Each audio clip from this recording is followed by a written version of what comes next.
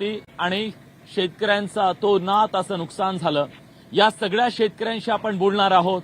या सगळ्यांच्या मनातल्या अस्वस्थतेला, त्यांच्या मनातल्या वेदनेला आवाज देणार आहोत, सरकारपर्यंत ते पोहोचवणार आहोत। खरं तर बीड जिल्ह्याला सर्वाधिक फटका बसला। बीड जिल्ह्यामधला सर्वाधिक बाधित तालुका म्हणून शिरूरकडे पाहिलं जातं। अक्षरशः तांडव केलं इथं निसर्गानं, नद्यांनी, ओढ्यांनी, अगदी छोट्या छोट्या नाल्यांनी सुद्धा। काय परिस्थिती आहे इथली? सर, गेल्या 10 दिवसापूर्वी जो पाऊस आला आणि त्या पावसासोबत जो महाप्रलय आला, काही क्षणार्धात होत्याचं नव्हतं झालं पूर्णतः।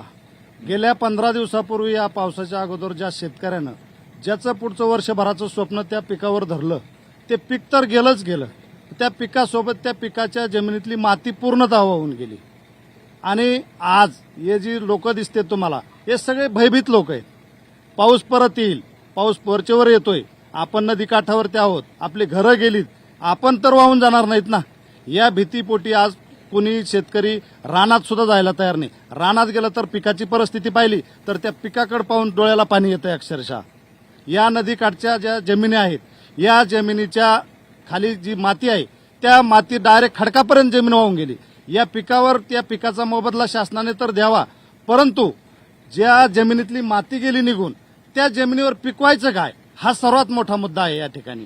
खरंय, हा मुद्दा इतका महत्वाचा आहे की 10-10 फूट जमीन वाहून गेलेली आहे।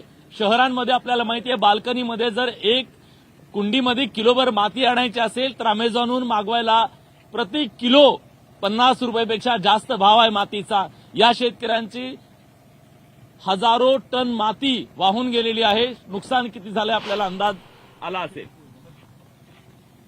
साहेब, अक्षरशः इतकं बेकार झालंय की त्याला जोडच नाही। आता सध्या शेतीकडे जाता येणार, रस्ते नाहीत, पुलं वाहून गेलेत, त्याच्यानंतर सोयाबीन गेली, मका गेली, तूर गेली, त्याच्यानंतर कपासी गेली, आणि इतकं बेकार झालंय।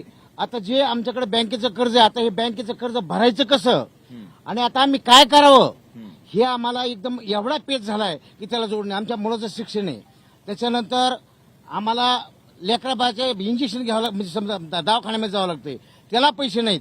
आता आम्ही करायचं काय नेमकं? इतकी भयान परिस्थिती, आमच्या विहिरी गेल्यात, आमच्या पाईपलाईन गेल्यात, आमच्या मोटर गेल्यात, आमच्या जमिनी गेल्यात। आता आम्ही नेमकं करायचं काय? तुम्हीच सांगा साहेब, आम्ही आता काय करावं? हा सवाल आहे सरकारला, आम्ही जगायचं कसं आणि करायचं काय? पण या सगळ्याचा पंचनामा झाला, पंचनामा चालू आहे।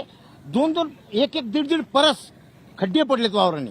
आता आम्ही ते नीट करायचेत कसे, याचं आम्हाला एवढं म्हणजे डोक्याला टेन्शन आलंय। आम्ही फाशी घ्यावा का जीव द्यावा, नेमकं आम्हाला इतकं बेकार झालंय।